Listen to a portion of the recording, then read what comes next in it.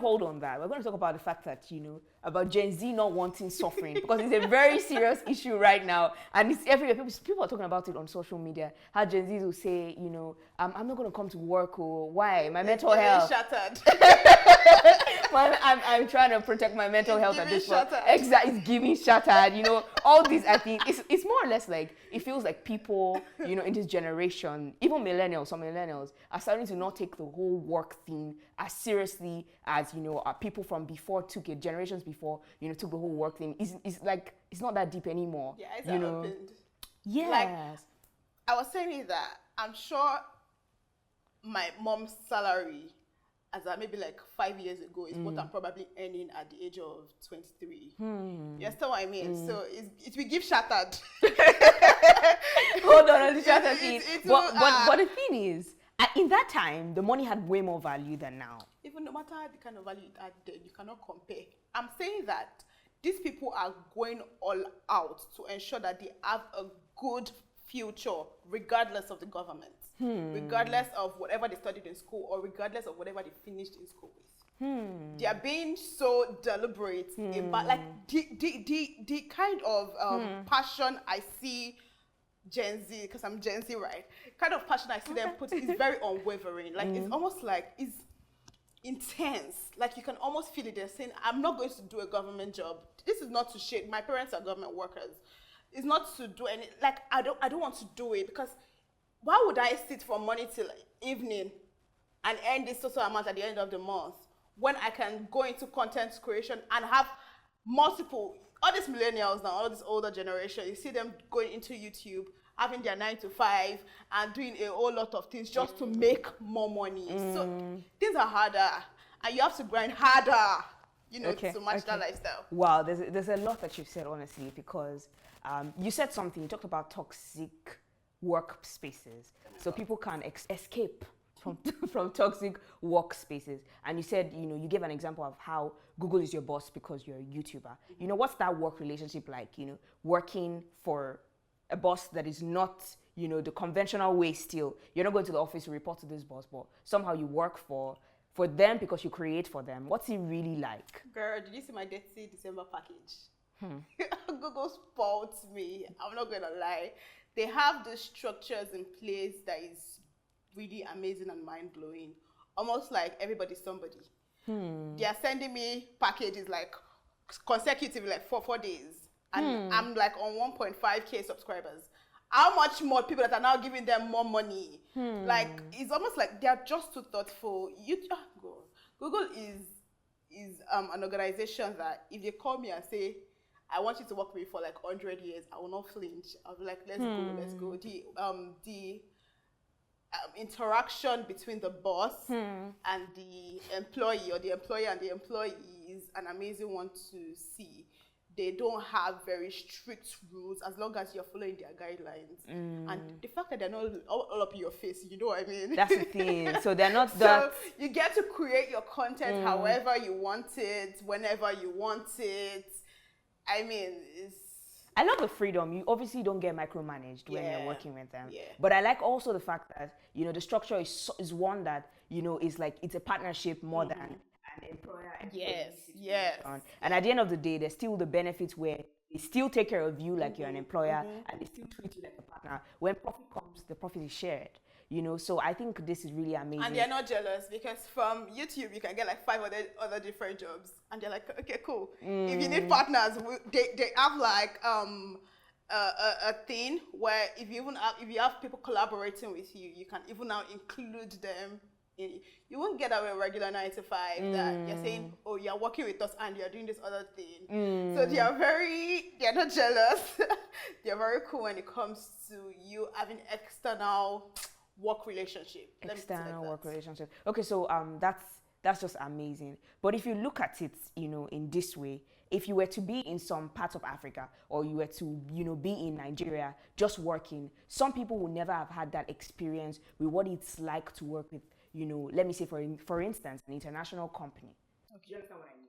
So it's like, all that I know is, when I work in some parts of Nigeria, I work in some parts of Africa, this is the kind of work environment I'm used to. These are the kind of work relationship with my boss I'm used to. But when you have that opportunity to work in international organizations, that are big like that, I think it changes a lot of things in people's minds. People now know that there's a new way to work. It doesn't have to be the regular 9 to 5 structure. Neither does it have to be within the 4 walls of an office space. So it's about you putting your talent and skill to good use and getting rewarded for it. Okay, so I like the fact that you said that, Gen Z and some millennials, in this present age, don't actually want stress.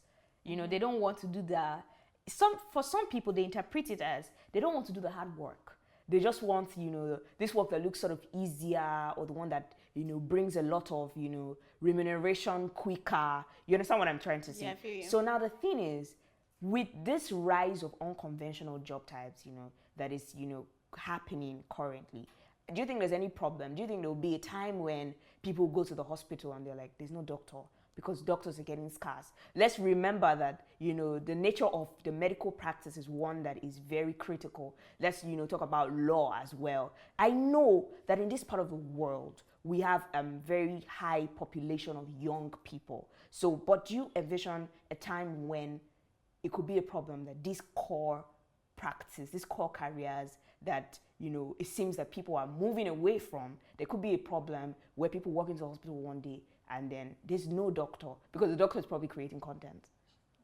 I don't think so. If we're talking banking, for instance, I can say, okay, maybe artificial intelligence will take over. I really do not care because I hate bankers. They're too rude. Wow. But for the number of people who graduate from medicine, law, and the university year in, year out, there are a lot of them. And I know as much as people say, oh, content creation, I still have people around me that say, no, I'm a diehard lawyer. I want to go into entertainment law. I want to make a mark in my own way in the law, whatever.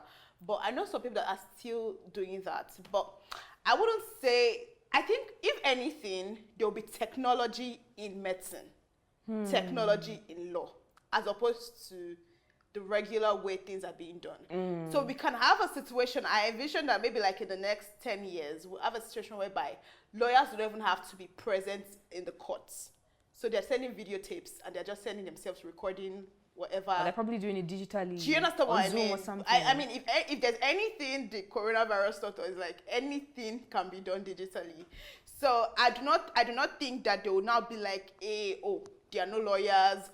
Have you ever heard of that before? But I don't even think like if anything, it's just going to be like an addition. So we'll have like technology in law, technology in medicine, and we'll have technology doing the bulk of the work. The bulk of the work. So even if the number of people practicing drops, technology is good enough to take. Yes, and I think that's why a lot of people are doing whatever it is that they're doing now.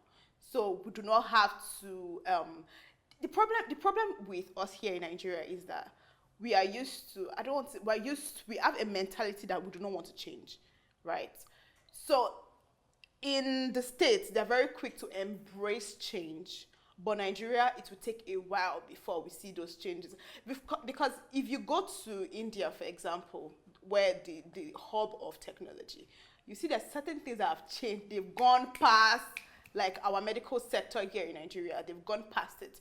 So if there's anything that will change, I don't think I see people not studying medicine or law as a way. I just feel like they will implement more systems technologically to see that things are softer, life is better, life is soft.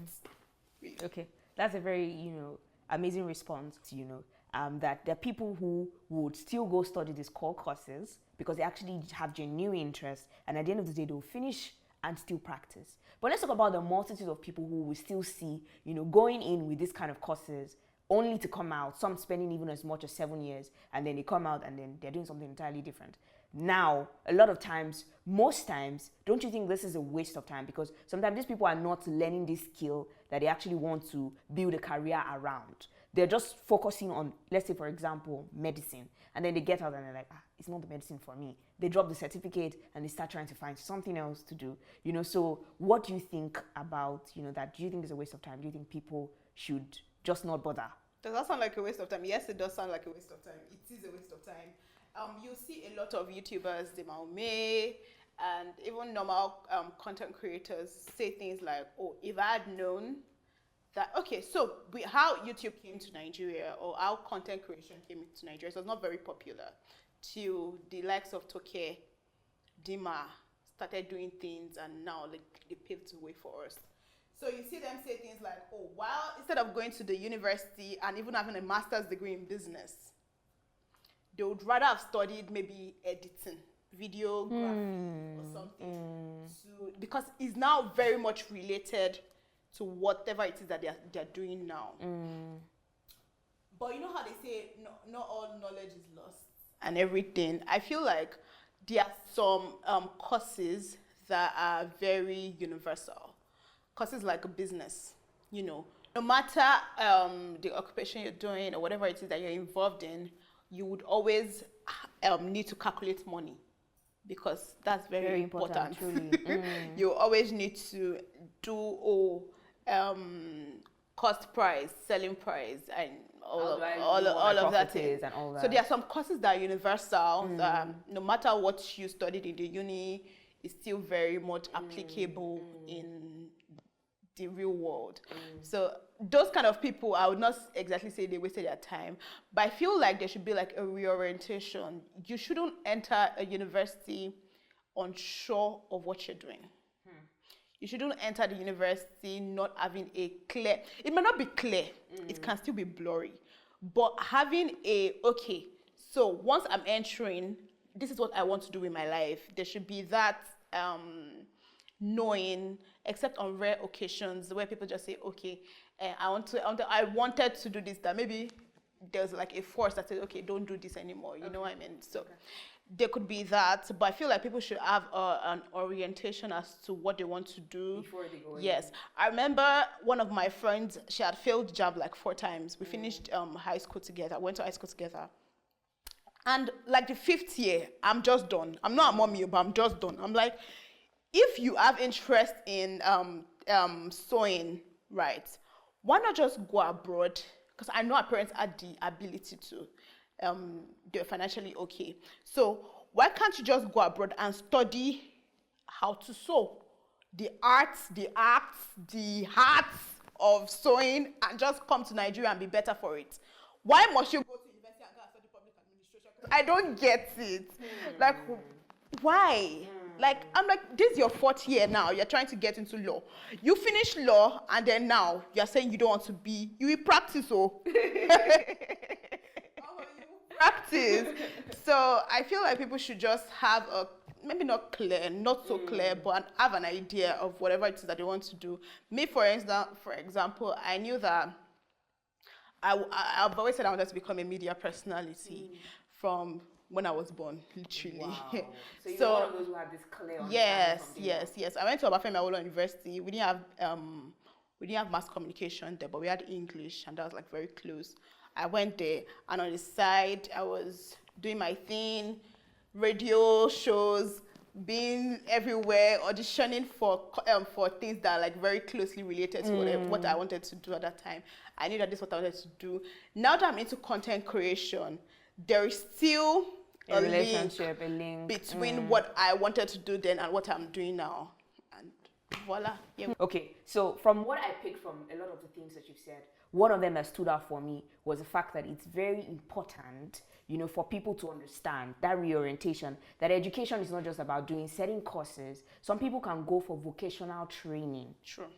If you already have like secondary school education or high school education, you can just say, oh, well, this is a skill I want to develop. Maybe because I like it, maybe because I don't like it, but I just know that it pays well and I would like to do this kind of job. So you can see someone straight out of secondary school saying, well, if I'm not getting to university just yet, let me learn this skill, which we see a lot of that these days. It's just that people are not totally canceling the school thing. So they learn the skill, they pick it up along the way, then they go with the whole school thing. So you're just saying people should embrace more vocational training as opposed to focusing so much on, you know, the formal education. Focus on that too.